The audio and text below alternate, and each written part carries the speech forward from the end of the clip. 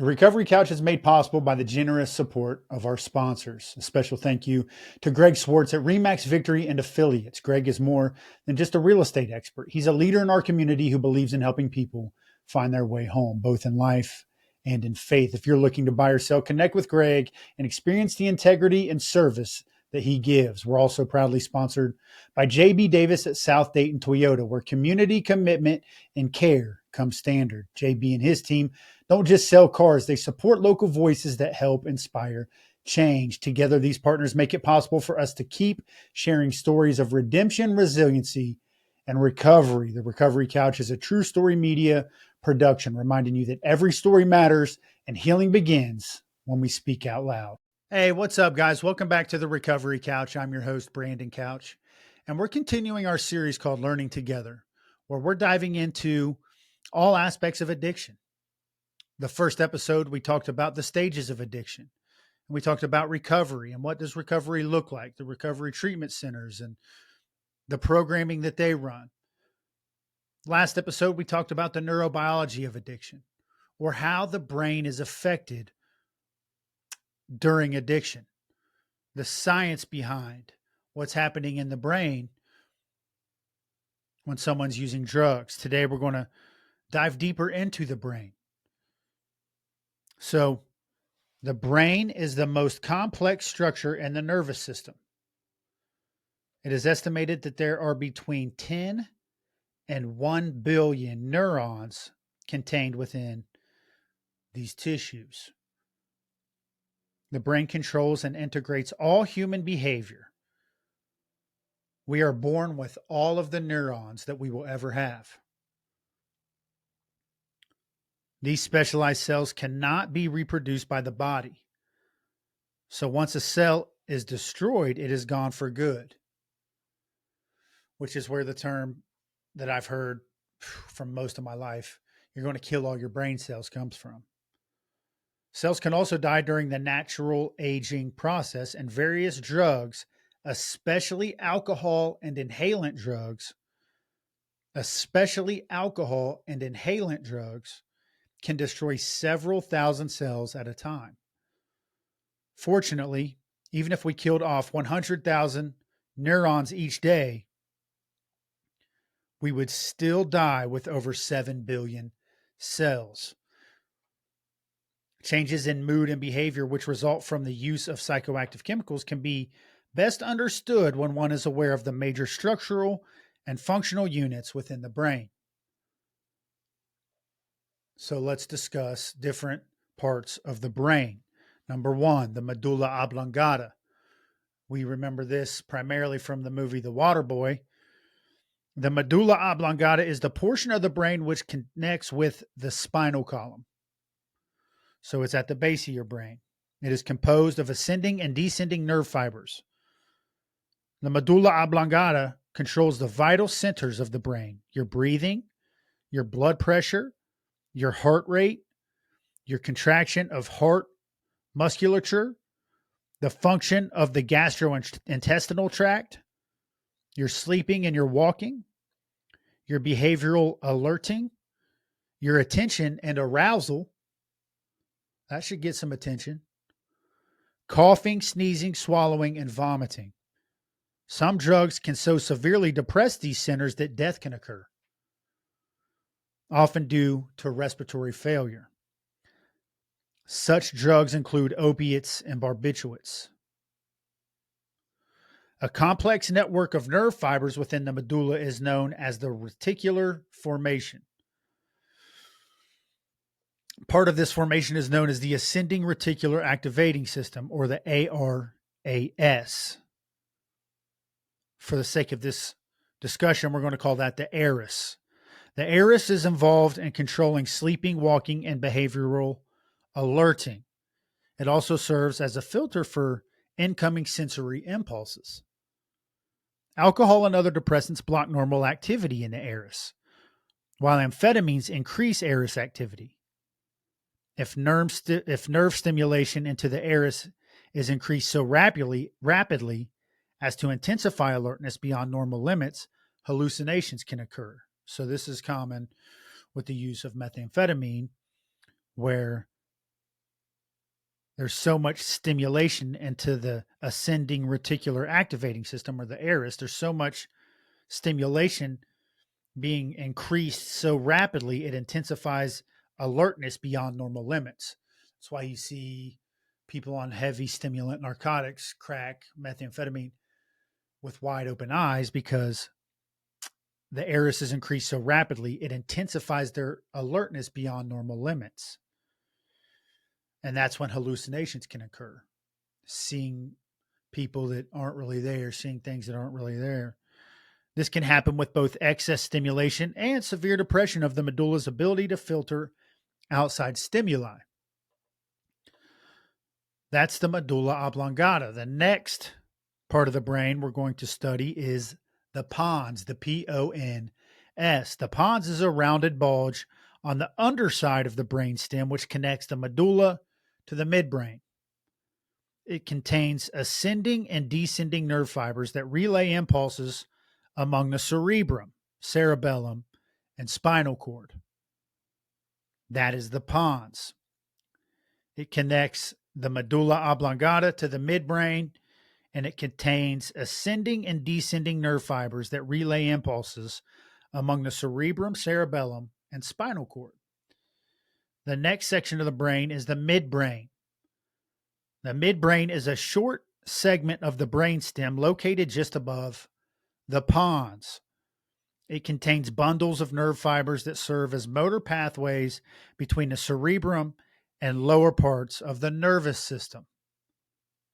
Within the midbrain are housed the centers, which control visual and auditory reflex as well as head movement. Psychedelic drugs work here in the midbrain to create visual or auditory hallucinations. So if you're taking psychedelic drugs, acid, mushrooms, the part of the brain that's being affected the most is the midbrain, where the psychoactive drugs, psychedelic drugs, are creating visual or sometimes even audible hallucinations. That is the midbrain. The next part of the brain we're going to discuss is the cerebellum. The cerebellum is a large convoluted mass of nerve tissue located below the cerebrum and behind the pons and medulla oblongata. It serves as a reflex center, coordinating and integrating skeletal muscle movements. When depressed by psychoactive drugs, especially by alcohol intoxication, there is a loss of muscle coordination, staggering, and a loss of balance. So when you see somebody who is excessively drunk on alcohol, this is because their cerebellum has been affected by the use of the alcohol, and they lose their muscle coordination, which causes them to stagger and lose their balance.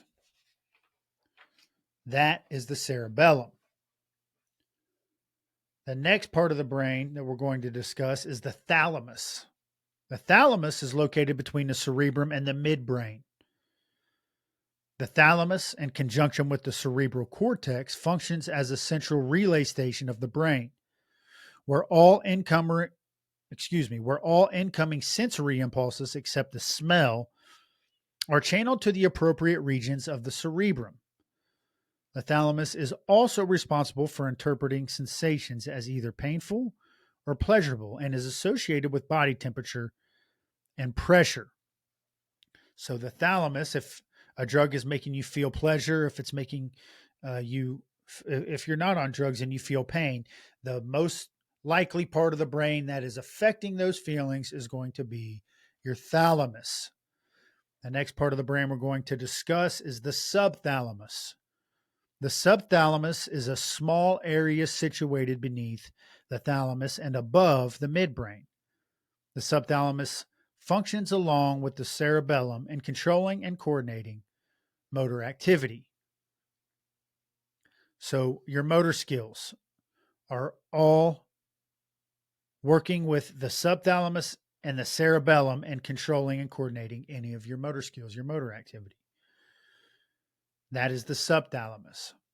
The hypothalamus is the next part of the brain we'll discuss. The hypothalamus is located near the junction of the thalamus and the midbrain.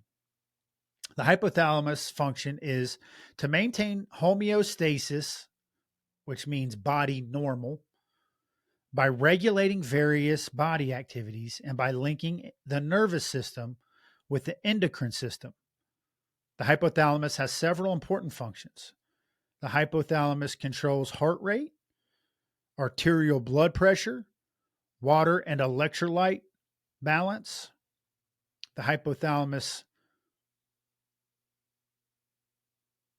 also controls hunger, body weight, movements, and glandular secretion of the gastrointestinal tract.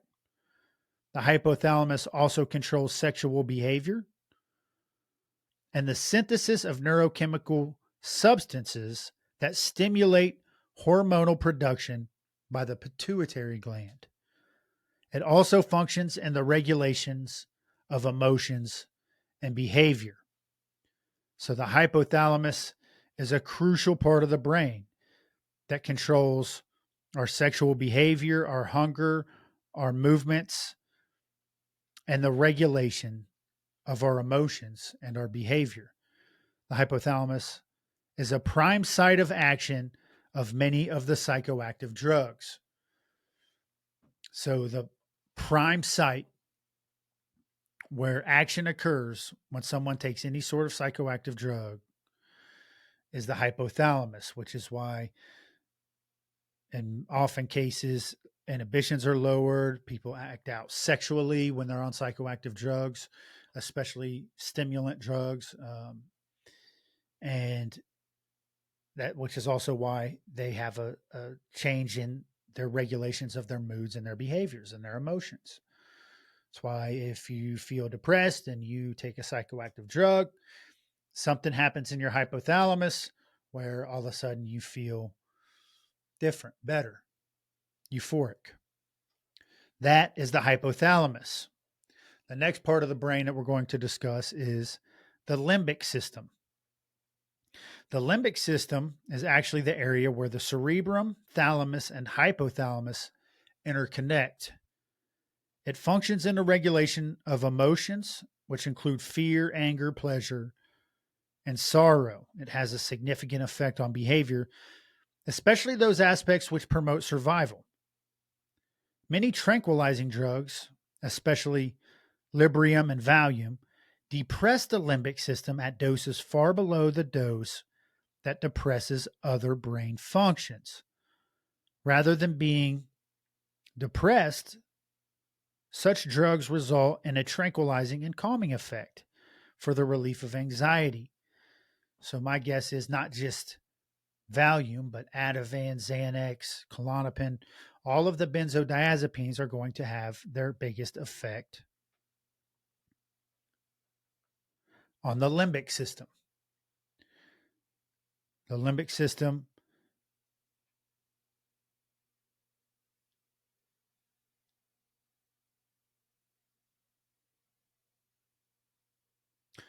that's the limbic system.